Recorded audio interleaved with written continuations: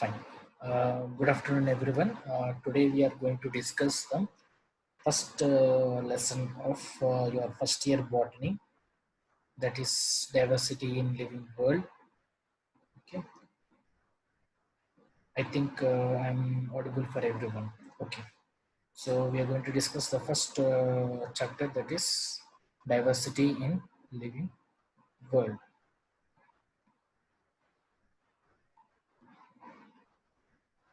Okay. So when we are discussing about the living world, we are going to talk. Ratio of your video. Okay,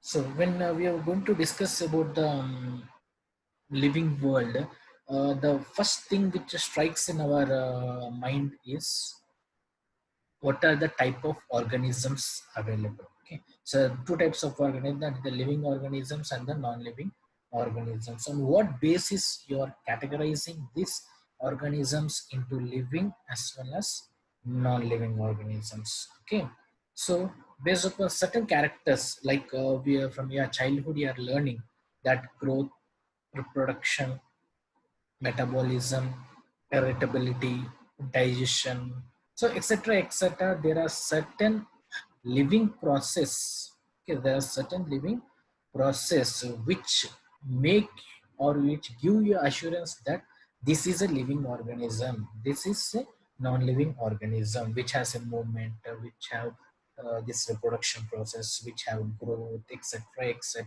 There are some living process which categorize into living and non-living. But there is one exceptional case where virus shows both the properties of living as well as non-living organisms. When you see in our present trend, which is happening, that coronavirus, this coronavirus is undergoing multiple cell divisions in your body. Okay, that is passing from one organism to another organism. Yeah. Yeah, one thing, Ma, this is the recorded videos, so please don't message all the silly doubts. Okay. Yeah. So here we'll discuss one by one what are the each characteristics of the living organisms and the non-living organism. The first characteristic of a living organism, we are going to discuss about the growth. Okay, growth. So growth sees in both living organisms as well as non-living organism. But how we are going to characterize the character growth in non-living organisms? Based upon the accumulation of the atoms or particles. Okay, so growth is considered as a fundamental property. Okay, growth is considered as a fundamental property, and this is also an irreversible process.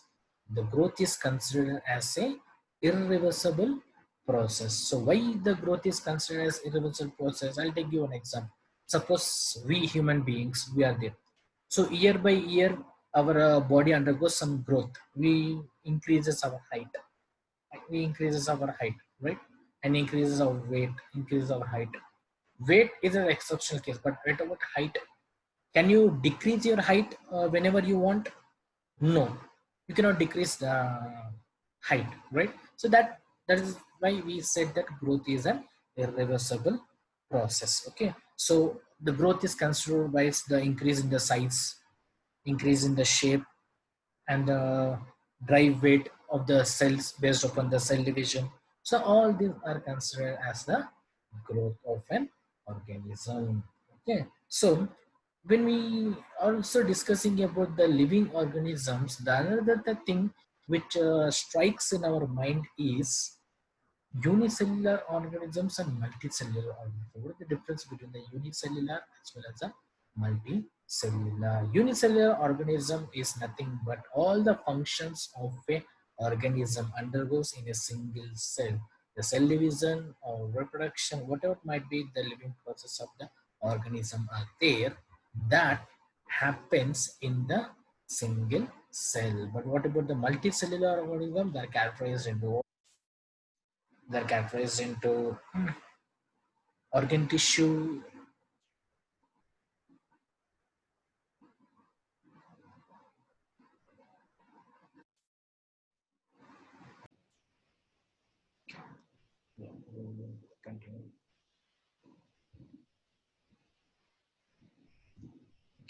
So when we consider the unicellular and multicellular, in the multicellular, the complete organism is divided into organ and organ system, and each organ and organ system undergo its various functions. Okay, and in the multicellular organisms also the shows the cell division, and under they differentiate into different organs and the organ systems. What about the unicellular? The cell division undergo based upon the swelling of the organism. The organism size increases based upon the swelling. Okay.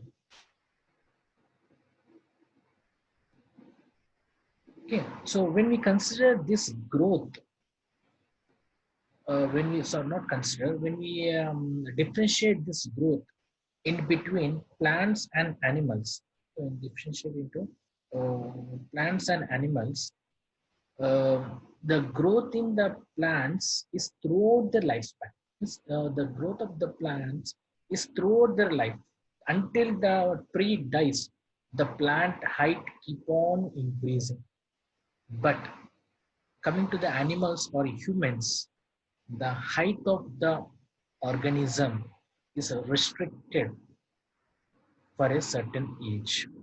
Restricted for a certain age. So after a certain age, the height decreases, not decreases, sorry. It restricts, it stops. Like we human beings, the height of an organ, height of the humans restrict for 20 or 21 or 22, like that. So there, to that age, the height restricts. Okay, so that's the difference between the growth in the plants and the organism. Okay, but when we compare the growth with the non-living organisms, so the non-living organisms growth is outside, not inside. It's not the internal growth. The growth of the organism, so the growth of the non-living organism is outside of the organism. That is because of the accumulation, and that is not permanent. Take the example, the accumulation of the rock in the sea, near the seashore or near the riverbeds, etc. There, the sand particles are accumulated to the rock, and this rock size increases. But whenever the flood comes, whenever the cyclone comes, or the flow of the river increases, what happens? Cuts the river cuts the rock, so that what happens? The size of the rock decreases. That means the growth of the rock is decreased. So that the growth of the rock is not permanent. Okay, the rock is not permanent. So that's the reason we can say the growth of the rock or the growth of the non-living organisms is not permanent, as well as it is the growth is from inside, sorry, is outside, from the outside. But whereas compared to the living organism, the growth is from inside and it is permanent. But when we characterize into plant and animal, the growth is continuously increasing in the plants, whereas the growth is restricted in the animals for a certain age, right? So that growth is considered one of the property of saying it is a living organism, but completely based upon the growth, we cannot say the organism is a living or non-living organism. I made it clear, right?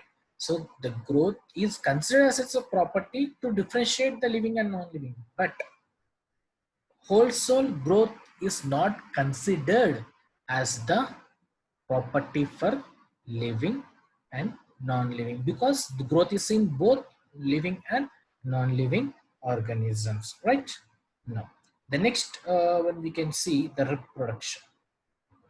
The next one is reproduction. Yeah, so reproduction is nothing but life comes from life. A new life is coming from a life, that we call it as reproduction. Okay, so in the living organisms, either the unicellular organisms or the multicellular organisms, both the organisms undergo reproduction.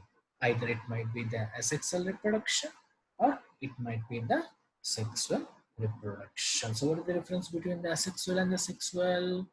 No gametes are formed and no fertilization is occurred in asexual reproduction. But sexual reproduction, gametes are formed, two organisms are involved, and fertilization occurs. That we call it as a sexual reproduction. Okay. So when we see the different types here, you see two images.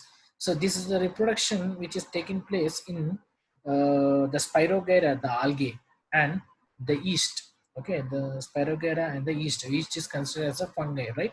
And the Spirogyra is considered as algae. Okay, so see when you consider, when you see the structure of the Spirogyra, you see these are thread-like structures or filamentous-like structure. Thread-like algae. Spirogyra is called as thread-like algae. Okay, so this shows asexual reproduction. Okay, so this is an example for asexual reproduction where the spores are formed, and from the spores this Spirogyra undergoes asexual reproduction. And from the spores, once they happen, they undergo fragments. So fragmentation takes place, and each fragment develops into a new organism again. And in some of the algae, sexual reproduction also take place, like conjugation. Okay, so that's such type of sexual reproduction. Algae is not only confined with the sexual reproduction. Okay, and coming to the yeast, fungi. So mostly fragmentation takes place in the fungi. There are different types of sexual reproduction: fragmentation, budding, okay, spores, gemmules. All these are the examples for zoospores. All these are the examples for asexual reproduction. And so in the yeast, asexual reproduction takes place. The type of asexual reproduction takes place is fragmentation. Okay, and next, bryophyta, that nothing but gem tubers are formed, same like this only, but tube-like structures are formed in the bryophyta type of organisms. Okay, so that you can see in mosses. Yeah.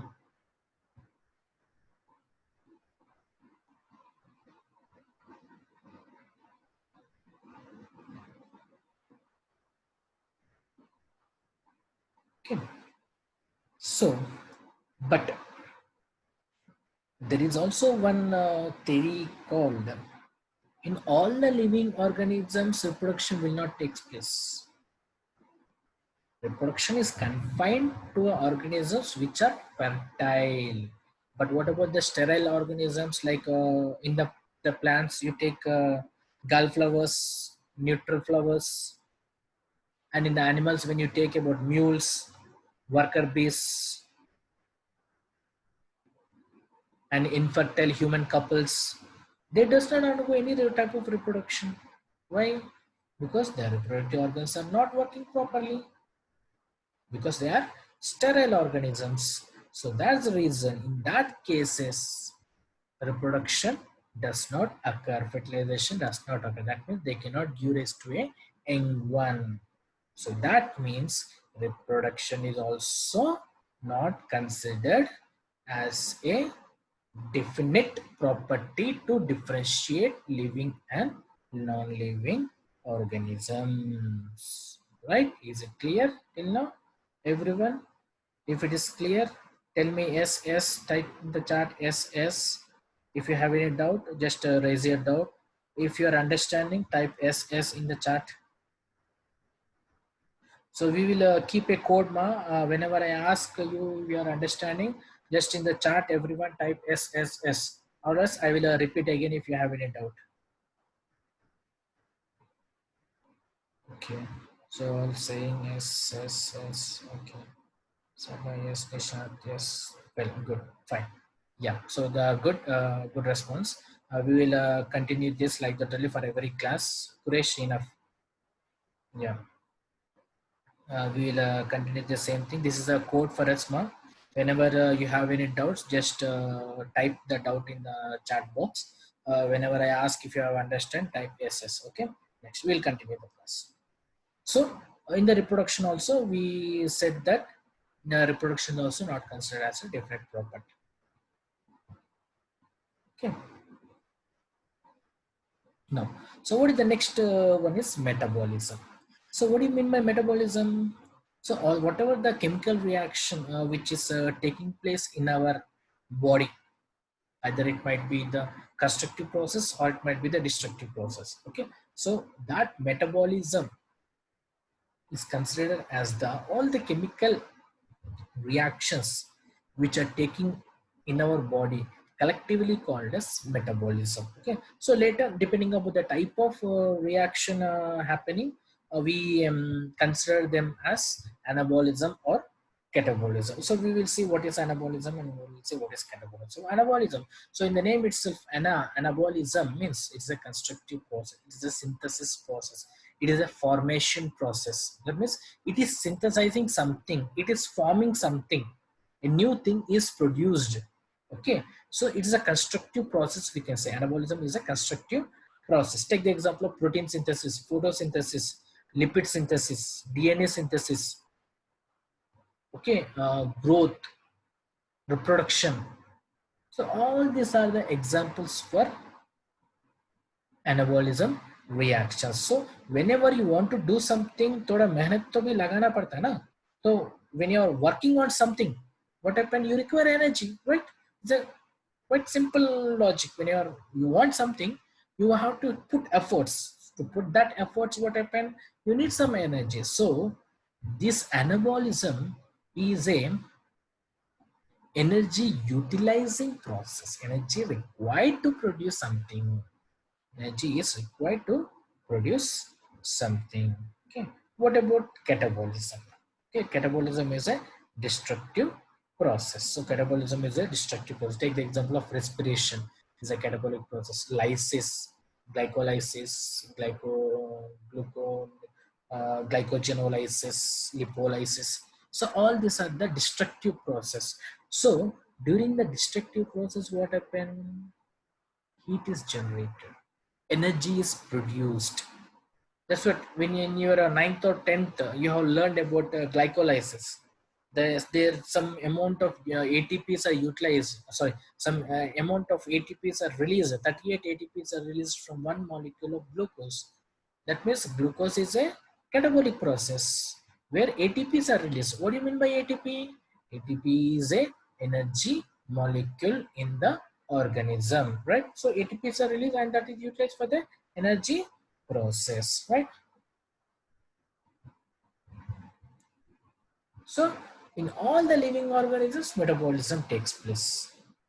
Either it might be the fertile organism or it might be the sterile organisms. So irrespective of the fertile and irrespective of the sterile, all the living organisms undergo metabolism process. So now based upon the three life process what we discussed till now, the growth, reproduction and metabolism.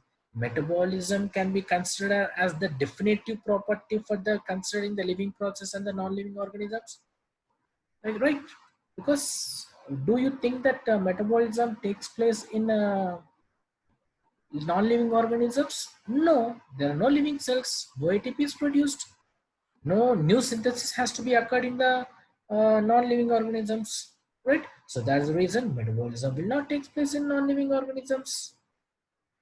And this property is considered as the definitive property to consider metabolism is a differentiating character between living organisms as well as non-living organisms. Clear? Good. Next, irritability. Yeah, someone said yes.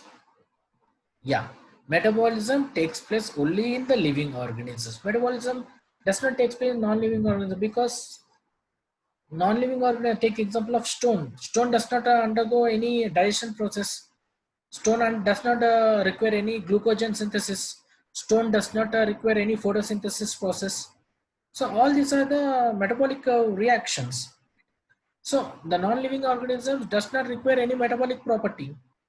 So that's the reason metabolism does not take place in non-living organisms. Metabolism occurs only in the living organisms. Okay, next, irritability. So this irritability is considered as a response to a stimuli. So whenever something heat is observed, or whenever dust coming into your eyes, so etc etc, whatever it might be the stimuli which is created, the response created towards that stimuli, we call it as irritability. Okay, so this is occurred only in the non-living organisms, because you see, does non-living organisms contain any sense? If you touch any stone, if you touch any wall, if you touch any fan, if you touch any cloth, does it have any sense? Do that a stone feels that Qureshi has touched me, or Sabah touched me, or someone touched me? Did they feel any sense? No, they don't have any sense, because the sense organs are absent in non-living organisms, right? So that stimuli is not created in the non-living organism. So this is the power of the living organisms, where irritability takes place only in the living organisms. Okay, that means the organism is said to have some consciousness. When you are in conscious, only you can feel the sense. Suppose you are sleeping, so suppose you are sleeping. If I touch you, can you feel the sense? No, because you are sleeping, but you are in unconscious stage, not fully unconscious, semi unconscious. Like take the example of coma patients, the people who are in coma. Okay, so in coma, do you touch? Do you beat them? Do you do anything to them? Do the coma patients feel any sense? No, they don't feel any sense, because they are in unconscious stage. So all the living organisms will be in the conscious state maximum, unless you have any disability. Most of them will be in the consciousness. So that irritability is considered as a another different property to differentiate living and non-living organisms. Take the example of light. You can sense light. You can sense water. Or you can sense temperature. You can sense the heat of the sun. Okay, you can sense the smell of the petrol.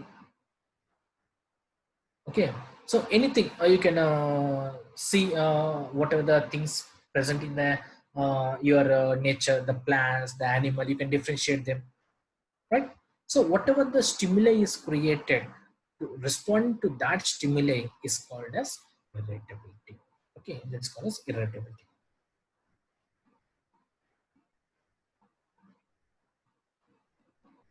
So irrespective of the plant, animal, or any microorganism, so all the organisms undergo irritability. Okay, so gravitational force is also considered as a property of irritability. Okay, gravitational force is also considered as a property for irritability, where the tree is growing its roots towards the soil, that is geotropical axis. Okay, so it's towards the soil, so that we can consider it as the uh, plant is sensing the growth towards the soil. So plant is also considered as one of the irritability process.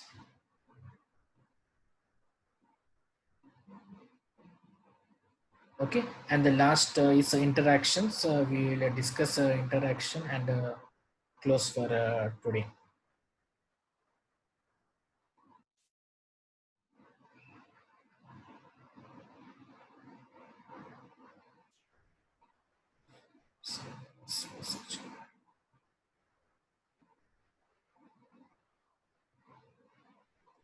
Yeah,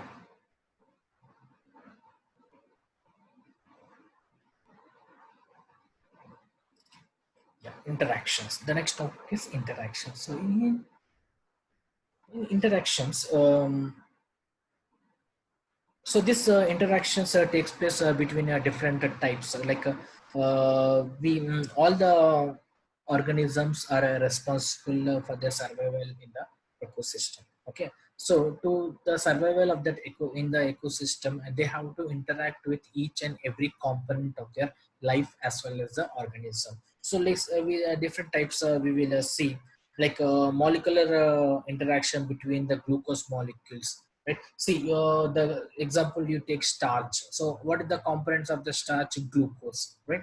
The components of the glucose is the component of the starch is glucose. That means each and every glucose combine each other, interact each other to form a big molecule, a polymer called as starch, right?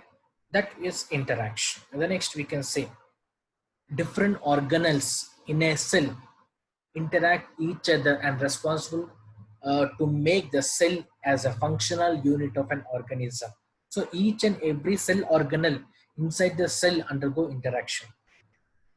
Different cells in the tissue, all the cells unite to form a tissue, and all the tissues unite to form an organ, and organs unite, interact each other to form an organism. So each and every component here involving its part in the survival of the organism. Cell to tissues, tissues to organ, organs to organ system, organ systems to organism. And so coming to the molecules like amino acids, each amino acids combine to form a polymer protein, each glucose molecules to form a polysaccharide starch. So like that, each and every component undergoing interacting each other for its survival.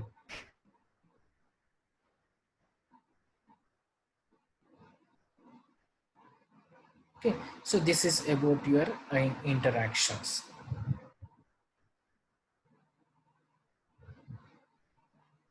So finally, we can say about conclude regarding a living and non-living organisms. Yes, the living organisms are self-replicating. The living organisms are self-replicating, evolving, and self-regulating interactive systems capable of responding to the external stimuli. They can do their own work instead of depending upon other things. They can make some of the components. They can make their own work. Plants can prepare their own food. Animals can walk themselves. The movement taken place by self. So etc. etc. They can make their own work, and they can make their own survival interacting with the fellow beings in the environment and the ecosystem. But non-living organisms cannot. If you want to move a stone, it is dependent upon a person or an animal or any certain third party source to move the stone, to relocate the position of the stone, etc. etc. Right? So this is for today class. Again, with the next topic, we will continue tomorrow. So if you understand today's class, type S. If you have any doubt, type no, so we can clarify the doubts again. So I see two responses. Qureshi say yes. I need the responses now, everyone. If you have any doubts, just we'll clarify again. If you have no doubts, then we will stop for today, conclude for today, and we'll continue by tomorrow.